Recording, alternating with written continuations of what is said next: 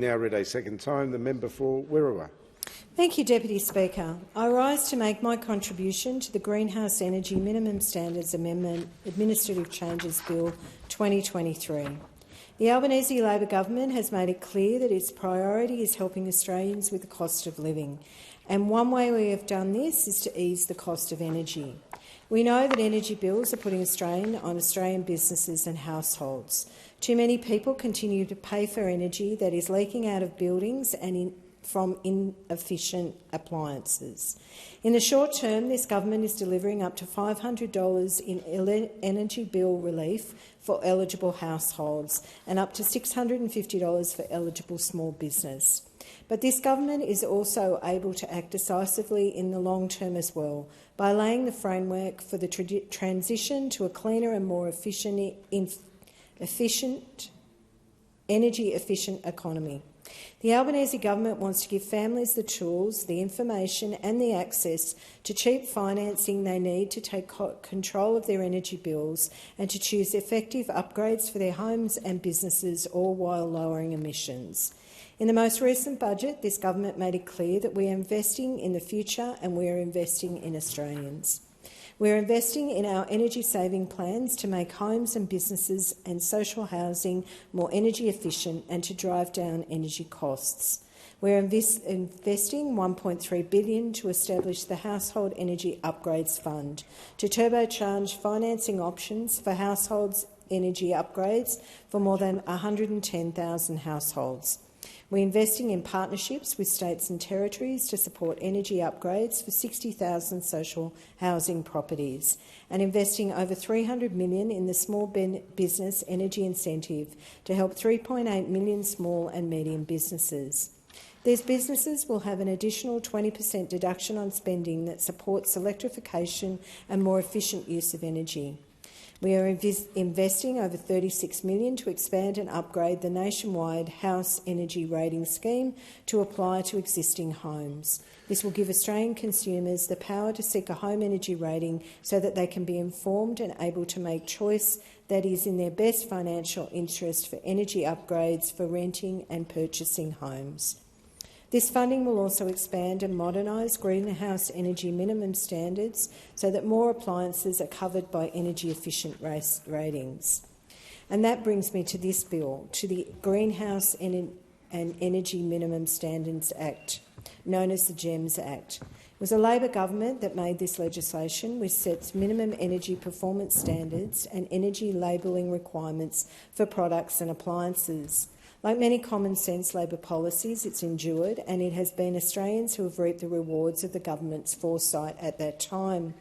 For the decade it's operated, it has saved the average Australian household between $140 and $220 on their electricity bill each year.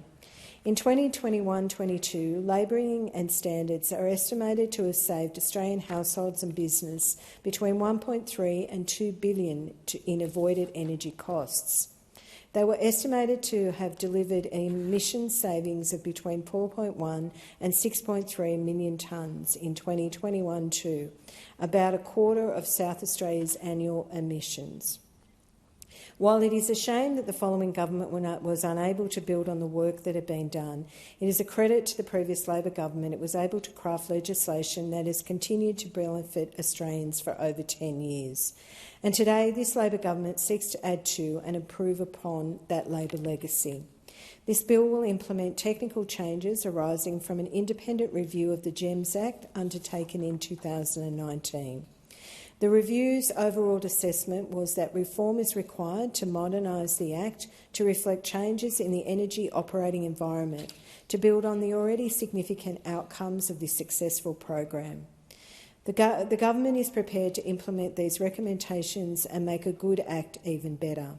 This bill will be acting on the key review recommendations 13, 18 and 33 and is the first phase of a raft of amendments that will further enhance the GEMS Act.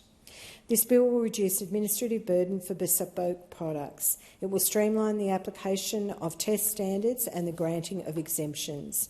It will reform grandfathering provisions and will grant powers to the regulator regarding the payment of fees.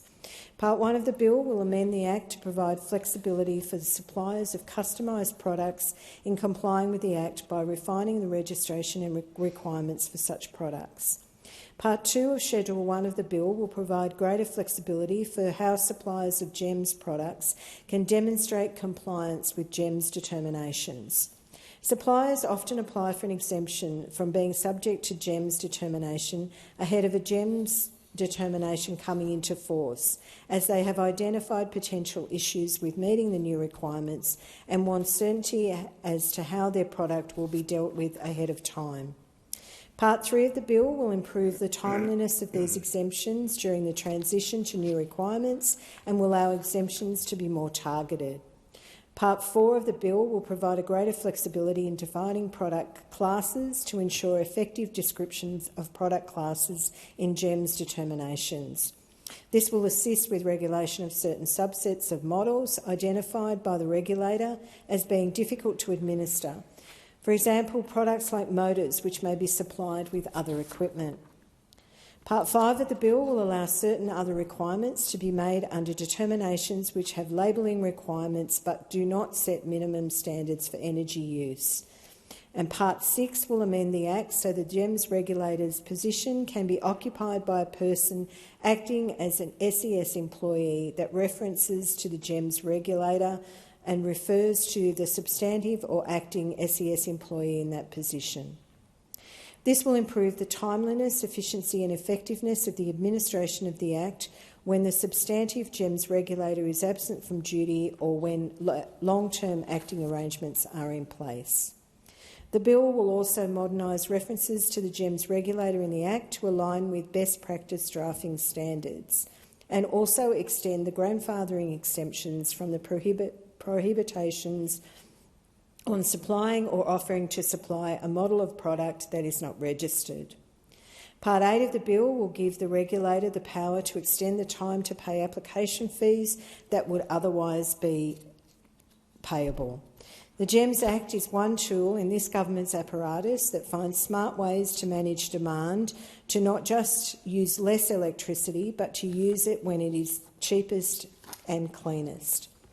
It is all part of the National Energy Transformation Partnership. For the first time ever, there is an agreed national plan between states, territories and the Commonwealth to support Australians through this nation's massive energy transformation.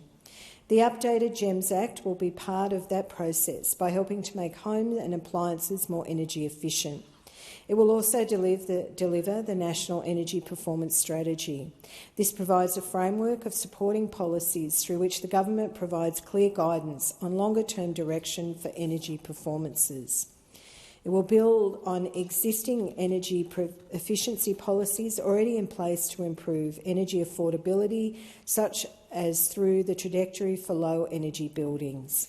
Further improvement to the regulation of energy performance standards are being considered as part of the development of the National Energy Performance Strategy. The government has hit the ground running when it comes to shifting our energy economy from clinging to the past to embracing our future. We struck the balance early between delivering for our nation's sustainability and delivering for households and businesses. We act sensibly and responsibly to the global pressures affecting the cost of living, and we recognise that we can streamline and enhance existing legislation to make the energy transition a smooth and stable one. I commend the bill to the House.